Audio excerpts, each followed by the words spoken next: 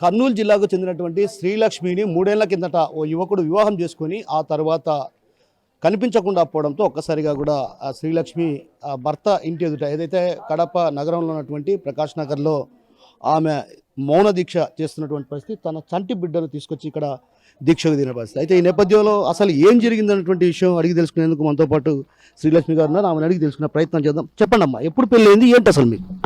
నా పేరు శ్రీలక్ష్మి. నాకు 18 జూన్ 2022లో మద్దూరి దిలీష్తో వివాహమైంది. వివాహమైనాక నేను అనంతపురంలో టీచింగ్ ఫ్యాకల్టీగా పనిచేస్తున్నాను. అక్కడ మా వారు వర్క్ ఫ్రమ్ హోమ్ కావడంతో మేమిద్దరం కలిసి అక్కడ సంసారం పెట్టడం జరిగింది అనంతపురంలో.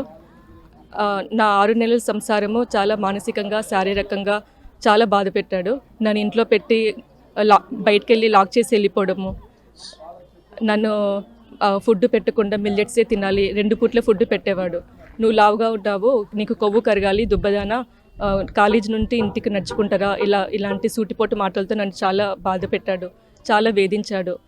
అసలు నన్ను మానసికంగా, శారీరకంగా పగులనక, రాత్రనక, సాయంత్రం అనక, పీరియడ్స్ అని చూడకుండా, ప్రెగ్నెంట్ అని చూడకుండా నాతో చాలా శారీరకంగా చాలా బాధ పెట్టాడు.